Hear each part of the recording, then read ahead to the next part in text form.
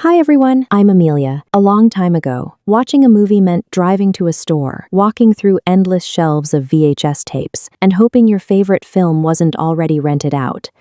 But then, a small startup arrived with a very strange idea. No stores, no late fees, just a red envelope arriving quietly in your mailbox. That company was Netflix, and over the next 2 decades, it wouldn't just change Hollywood, it would completely change the way the world consumes entertainment. But now, after years of dominance, Netflix is facing something it hasn't experienced in a very long time. Real competition, streaming wars, TikTok, YouTube, and a battle for human attention itself. So, how did Netflix rise from almost going bankrupt to becoming one of the most powerful entertainment empires on Earth?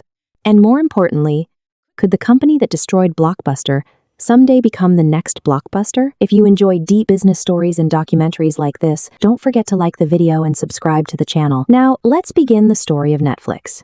Think back to the late 1990s. Renting a movie required getting in your car, driving to a strip mall, and hoping the specific tape you wanted hadn't already been checked out by someone else. Look closely at this black VHS tape. This piece of plastic is what the entire home entertainment industry was built on. Blockbuster owned this market, operating thousands of physical stores that functioned as a permanent fixture in nearly every neighborhood. Then a startup arrived. They had 0 storefronts, absolutely no retail shelving, and employed 0 salespeople. By eliminating a physical footprint, they removed the need to pay rent.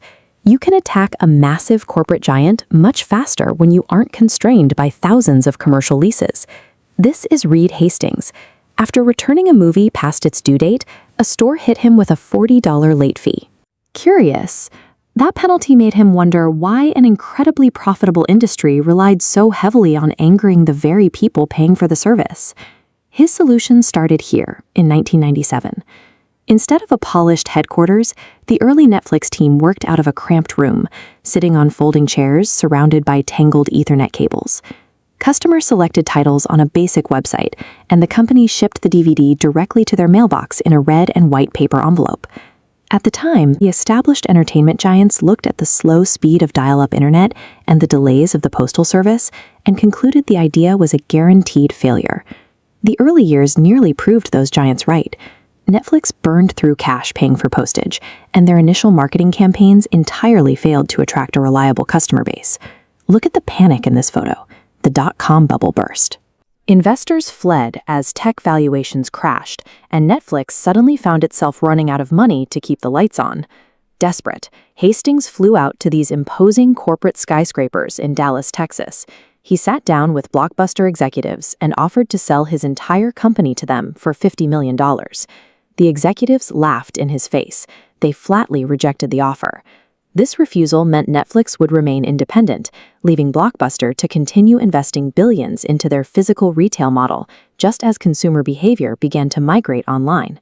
Facing collapse, Netflix aggressively changed tactics. They killed the industry's most hated mechanism and eliminated late fees entirely. This diagram outlines their new approach. Instead of the compounding penalties ticking up on the left, Netflix introduced the model on the right, a single flat monthly payment for unlimited rentals. While the red envelopes were the face of the business, every rental request was being logged. Every movie returned and every star rating submitted was building a granular database of exactly what people wanted to see. This data fed their algorithm, a mathematical system that analyzes your past ratings to predict exactly what you want to watch next. By feeding you highly accurate recommendations, they ensured you kept your subscription active month after month. By prioritizing these personalized suggestions, Netflix found they could significantly increase the time users spent on the platform, lowering the chances that a subscriber would ever cancel their monthly plan. Compare the battlefield. Blockbuster maintained 9,000 physical locations and 60,000 employees. Netflix ran a lean internet operation with a fraction of that headcount. Those thousands of commercial store leases, once Blockbuster's greatest asset, quickly became a massive financial anchor weighing them down. But look at this early 2000s laptop. In 2007, consumer hardware like this caught up, and Netflix launched instant streaming video. Now, data travels instantaneously. Zero physical discs, zero mail carriers, and zero friction between wanting to see a film and pressing play. Streaming effectively removed the final layer of physical friction, making the logistical overhead of thousands of retail stores a competitive liability. Within a few short years, the consumer base completely abandoned the ritual of driving to the retail store. The war officially ended in 2010. Blockbuster finally filed for bankruptcy, and store closing banners went up across the entire country. Fast forward to today, and the landscape is shifting again. With rising subscription prices, password crackdowns, and a flood of new competitors, user frustration is climbing. By constantly chasing endless revenue and massive scale, the company that destroyed Blockbuster must now fight to avoid sharing its fate. But early success bred overconfidence. In 2011, the company decided to split its services, separating physical DVDs from digital streaming, effectively hiking the price by 60%. Even as they recovered from the price hike, a structural flaw loomed over the streaming model. They relied on renting content from traditional Hollywood studios, which meant those studios held the leverage and could withdraw their catalogs at will. To neutralize that threat, CEO Reed Hastings architected a pivot. They needed to own their movies and shows outright.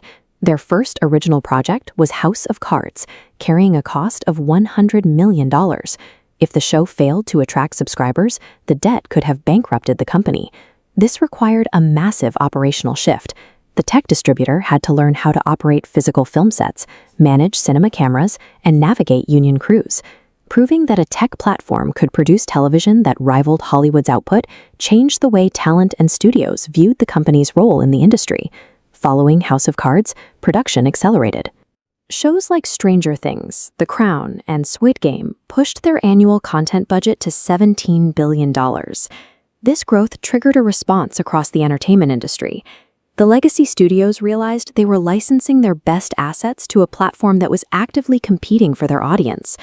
To survive, the old guard pulled their licenses back. Rivals launched their own proprietary platforms, fracturing the market as consumers suddenly had to navigate a sea of competing subscriptions. By proving the economic viability of streaming directly to consumers, the platform had inadvertently created the blueprint for its competitors. After years of expansion, the bar chart showing global subscriber growth dips below zero in 2022, signaling a contraction.